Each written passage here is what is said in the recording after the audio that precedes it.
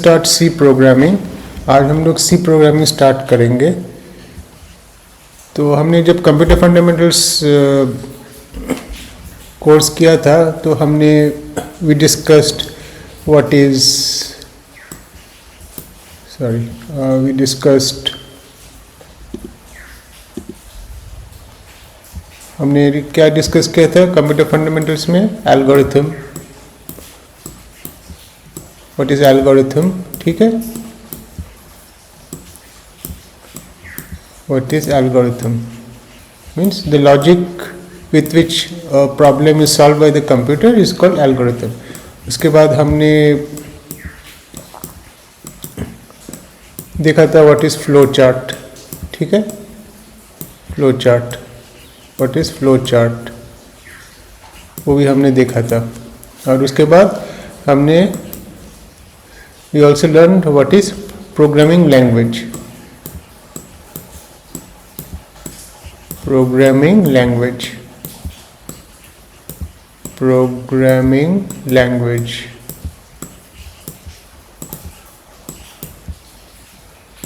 Programming language. Programming language क्या है? वही जो एल्गोरिथम से हम फ्लो चार्ट जाते हैं, उसके बाद whatever is there in the flow chart we have to implement it. उसको हमको कंप्यूटर को समझाना है, तो उसके लिए हमें एक प्रोग्रामिंग लैंग्वेज की ज़रूरत है। We need a programming language so that we can write the code in the computer. And so programming language follows a definite pattern. So there are many kinds of programming languages. जैसे programming language हम लोग C होता है, C++ होता है, ठीक है, these are common, these are scientific programming languages. और फोर्ट्रन नाम का एक लैंग्वेज होता है, फोर्ट्रन, ठीक है, फोर्ट्रन। उसके बाद होता है Python. Python is also a powerful language, ठीक है। सो इन सब लैंग्वेजेस को हम कहते हैं high level languages. Means this can be understood by us. जब हम प्रोग्रामिंग लिखते हैं, जब हमको ये समझ में आता है, बट कंप्यूटर को समझ में नहीं आता है, तो उसके लिए कंप्यूटर क्या करता है? We see it when we meet. So these are called high level languages. These are called high level languages. These are computer languages. These are high level languages. ठीक है, तो हम लोग सीखेंगे C. C and C++ are very similar.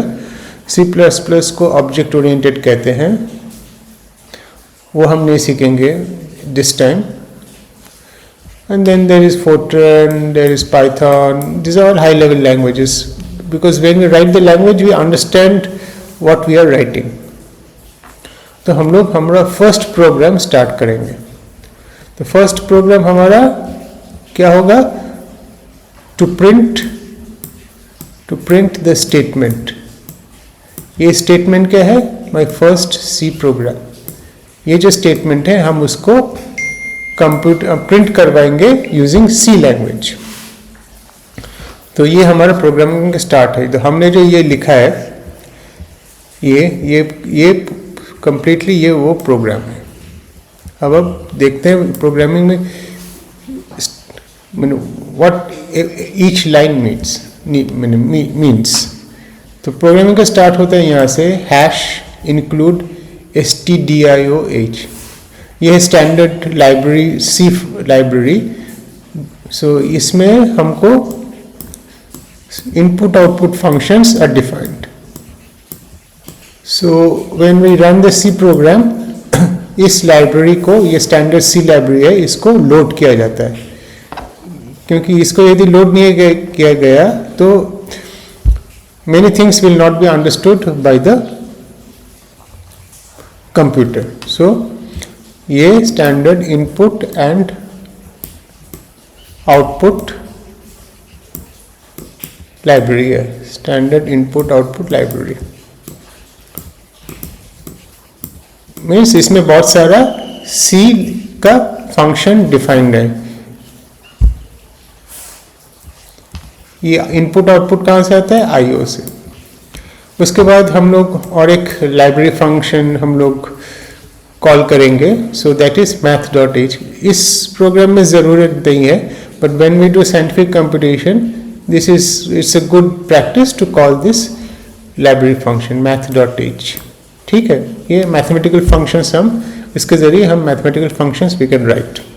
Otherwise if you don't include this in your header then the computer won't be able to understand many of your commands। so यहाँ पर input output commands defined है, यहाँ पर mathematical functions defined है। ठीक है, अब यहाँ से शुरू होता है C programming।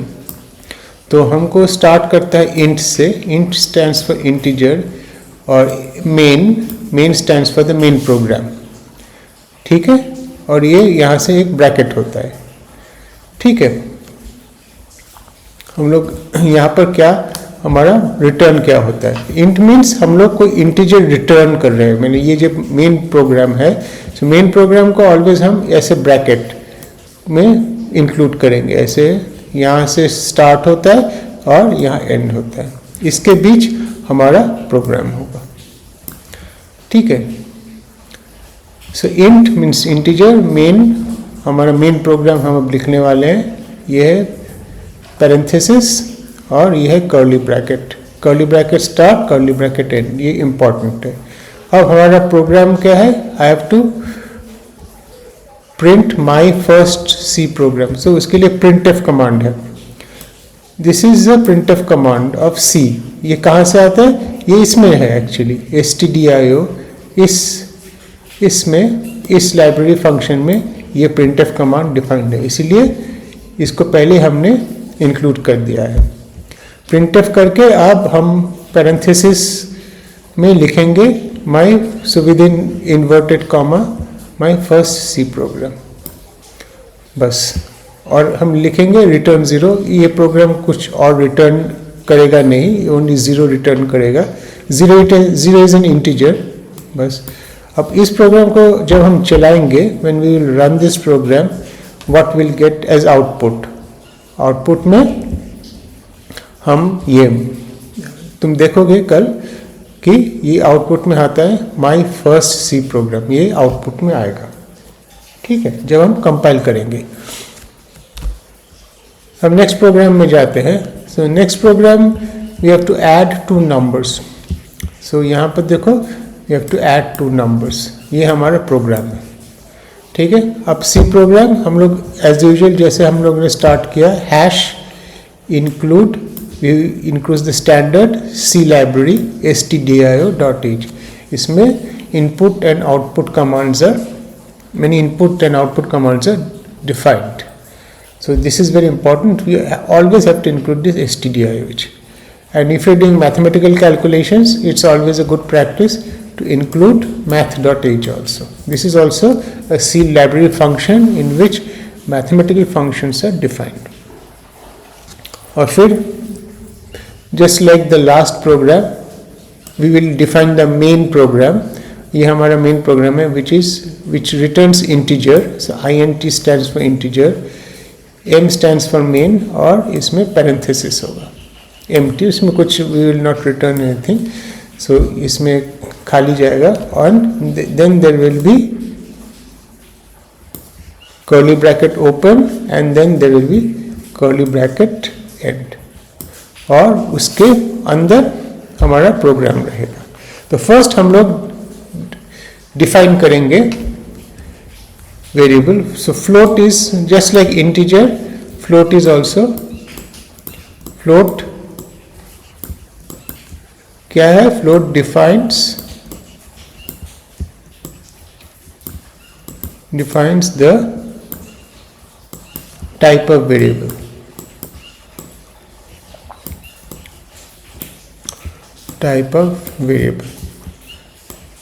Float defines the type of variable। float मैंने it will have decimal. It will have decimal. ये है float.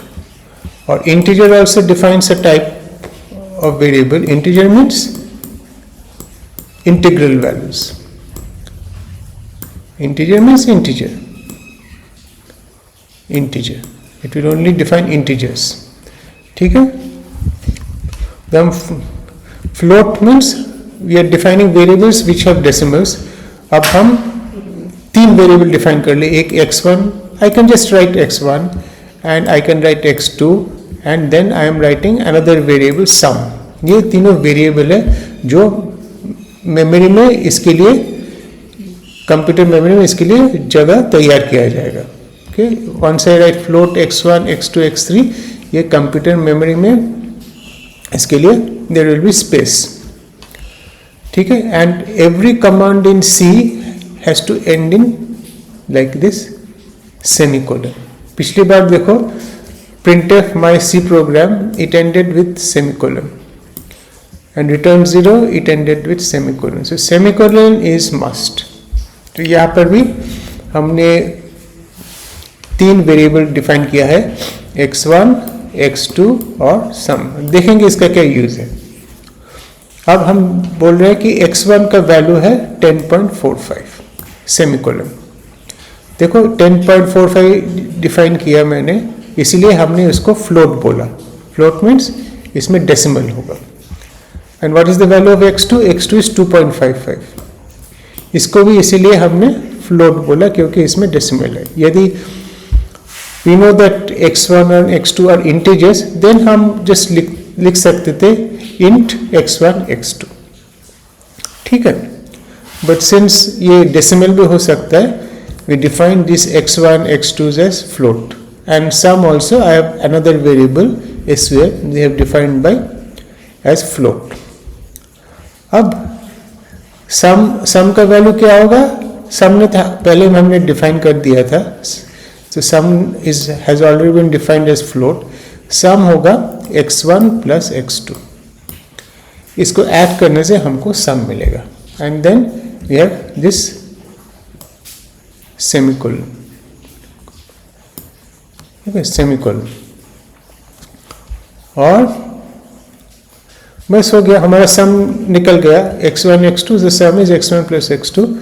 और इसको हम प्रिंट, अब देखेंगे इसका वैल्यू क्या है.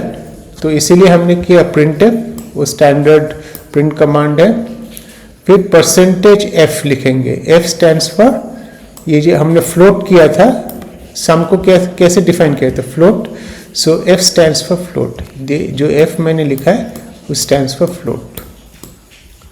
ठीक है. %f, then \n, n stands for new line. ठीक है, न्यू लाइन. इसको हम इन्वर्टेड कॉमा में रखेंगे. Inverted comma open, inverted comma closed, with in quotes. So this will be with in quotes. So I open the coat here and I and उसके बाद comma, और उसके बाद कौन से वेरिएबल को हम प्रिंट करेंगे ये यहाँ पर लिखा है. ठीक है. और हम रिटर्न करेंगे 0. Means the program is not returning anything, so that's why it is written 0. और अब जब हम इस प्रोग्राम को रन करेंगे, हमारा आउटपुट क्या होगा? what will be the output? पिछली बार आउटपुट था my first C program. इस बार क्या आउटपुट होगा? इस बार जब हम प्रोग्राम को रन करेंगे, हमारा आउटपुट होगा सम का वैल्यू. जो यहाँ पर सम का वैल्यू क्या है? 10.45 plus 2.55, that is 13.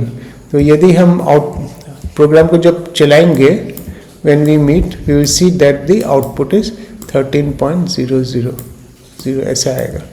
ठीक है, ये हमारा आउटपुट होगा. तो ये हमने दो C program, we have written 2 C programs and we have some knowledge about how to write C programs. Next time we will sum numbers मैंने ऐड करेंगे. कौन से नंबर ऐड करेंगे? 1 + 2 + 3, वो नेक्स्ट टाइम के लिए, +4, ऐसे करके ऐड करेंगे plus dot dot dot plus 30 तक ऐड करेंगे। ठीक है, उसका वैल्यू क्या आएगा?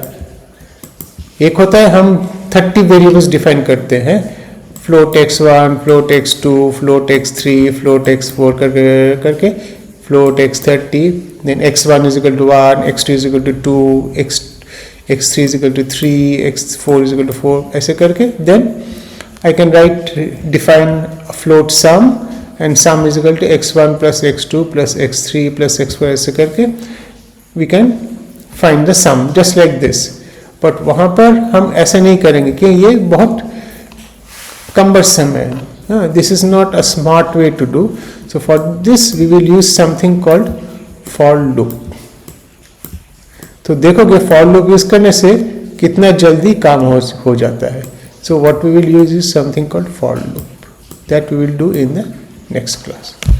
सो आज यहीं पर ख़त्म करते हैं. Thank you.